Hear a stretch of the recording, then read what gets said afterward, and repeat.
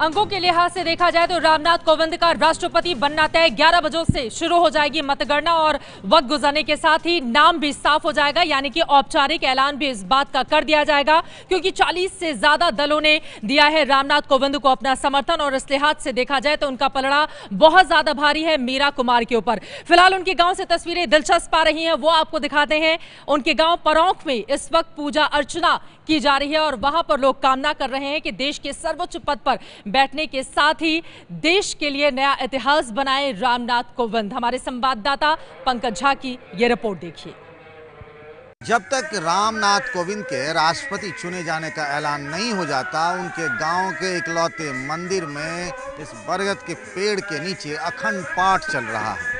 ये अखंड पाठ क्यों कर रहे हैं, क्या आइडिया क्या है? ये खुशी है हमारे रामनाथ जी के लिए कि हम उनके लिए बधाई के लिए कि जब तक ये उनके बन नहीं जाएगा तब तक पढ़ता चले जाएगा।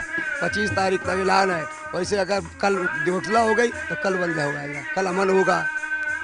कितने दिन से आप एकदम जगाए हुए हैं? हाँ, 16 तारीख से ही चल रहा प्रोग्राम और 3 पाठ हो चुके हैं। अगर बढ़ सकता है तो फिर बढ़ा देंगे, 25 तक होगा ये। अच्छा, हाँ, तो जस्ट ये पूजा पाठ और आगे बढ़ा देंगे? आगे भी बढ़ जाएगा, मतलब कल ऐलान होने के बाद भी बढ़ा देंगे? बढ़ा सकते हैं। ये अब कह रहे हैं कि अब जब ऐलान हो जाएगा उसके बाद भी अखंड पाठ चलता रहेगा जब तक वो शपथ नहीं ले लेते हैं राष्ट्रपति पद की।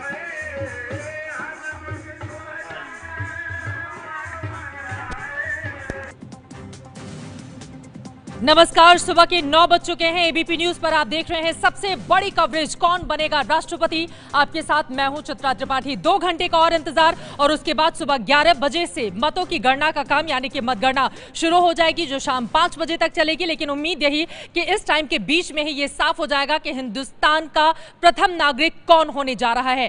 बस कुछ देर का और इंतजार और यहाँ पर तमाम खास मेहमान, जैसा कि आप देख पा रहे हैं मेरे साथ बैठे हुए हैं देश के दिग्गज पत्रकारों की ये टीम जो बता रही है कि राजनीतिक इसके हैं क्या, यह हम जानने और समझने की कोशिश करेंगे क्योंकि पहली बार ऐसा होगा बीजेपी के इतिहास में जब बीजेपी का कोई राष्ट्रपति बनेगा। इसके साथ ही उत्तर प्रदेश में हिंदुस्तान को पहली बार देने जा रहा है अगला राष्ट्रपति। ये तमाम बातें होंगी, लेकिन उसके पहले बड़ी बातें जानने के लिए सीधे रुख कर लेते हैं अखिलेश आनंद का।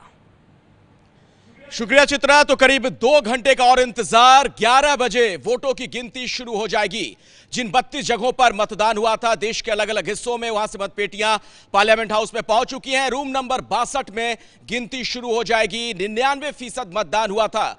जो बड़ी बातें हैं राष्ट्रपति चुनाव से जुड़ी हुई उन पर नजर डालिए तो आज नतीजे आने वाले हैं। बस थोड़ा सा इंतजार कीजिए, कुछ देर के बाद नतीजे आएंगे। बताया जाता है कि शाम 4-5 बजे के आसपास तक नतीजे आ जाएंगे और जो लोकसभा के सेक्रेटरी जनरल हैं अनूप मिश्रा, वो इसके रिटर्निंग ऑफिसर हैं जो बाकायदा औपचारिक ऐलान इसका करने वाले हैं। सुबह 11 बजे यानी अब से थोड़ी देर के बाद ये जो मतगणना है वो शुरू हो जाएगी। रामनाथ कोविंद और मीरा कुमार के बीच ये मुकाबला, लेकिन रामनाथ कोविंद का अगला राष्ट्रपति बनना करीब करीब तय माना जा रहा है। वोटों का जो गणित है, अंक गणित, वो उनके पक्ष में पूरी तरीके से नजर आ रहा है। और 25 जुलाई को अगले राष्ट्रपति शपथ लेंगे। 23 जुलाई को प्रणब मुखर्जी की विदाई होगी और 25 जुलाई को देश के अगले राष्ट्रपति, जो कि रामनाथ कोविंद को ही माना जा रहा है कि वही राष्ट्रपति बनेंगे, शपथ लेंगे। चित्रा, बिल्कुल, क्योंकि बीजेपी का यह दावा है 63% से ज्यादा वोट मिलेंगे रामनाथ कोविंद को, क्योंकि 40 पार्टियों ने किया है उनका समर्थन, जबकि 36% वोटों के साथ क्या मीरा कुमार रह जाएंगी बहुत पीछे, ये देखना रहेगा काफी ज्यादा महत्वपूर्ण। लेकिन मतगणना कैसे होगी ये अब जल्दी से मैं आपको बता देती हूं। अब से ठीक 2 घंटे के बाद यानी कि सुबह 11 बजे मतों की गणना का काम शुरू हो जाएगा और इसके लिए खास व्यवस्था उसी रूम नंबर 62 में संसद भवन की गई है जहां पर वोटिंग हुई थी। सुबह 11 बजे से वोटों की गिनती संसद में शुरू हो जाएगी। वोटों की गिनती कैसे होगी वो इस बड़ी वॉल के जरिए हम आपको दिखा रहे हैं। संसद भवन के कमरा नंबर 62 में ही मतगणना होगी। संसद समेत 32 जगहों पर वोटिंग हुई है। सबसे पहले संसद भवन में जो वोटिंग हुई थी उसकी मतगणना होगी और उसके बाद अलग अलग राज्यों की मतपेटियां खोली जाएंगी। 714 सांसदों और 5 विधायकों ने संसद में वोट दिया था, जिसमें आपको याद होगा बीजेपी के राष्ट्रीय अध्यक्ष अमित शाह भी शामिल थे। विधायक के तौर पर उन्होंने वोट डाला था। सबसे पहले संसद के बैलेट बॉक्स की गिनती की जाएगी, यानी कि बैलेट बॉक्स को सबसे पहले खोला जाएगा।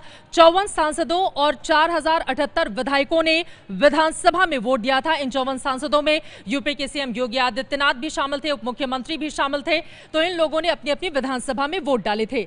अल्फाबेटिकली राज्यों की विधानसभा के बैलेट खोले जाएंगे। संसद भवन में 4 टेबल पर वोटों की गिनती होगी। 4 टेबल वहां पर लगाए गए हैं और ABCD यानी कि अल्फाबेटिकली जिसका नंबर जब आएगा उसके बाद मत पेटियां उस समय खोल दी जाएंगी। कुल 8 राउंड में वोटों की गिनती की जाएगी। हर राउंड की गिनती के बाद घोषणा की जाएगी कि कौन आगे चल रहा है, कौन पीछे चल रहा है, कौन जीत रहा है और कौन हार रहा है।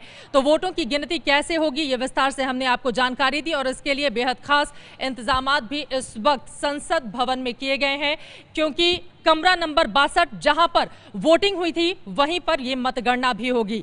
लेकिन सबसे ज्यादा महत्वपूर्ण यह है, चूंकि तय माना जा रहा है जिस तरह का समर्थन रामनाथ कोविंद को हासिल है कि वही होंगे हिंदुस्तान के अगले राष्ट्रपति। ये है ABP न्यूज़, आपको रखे आगे।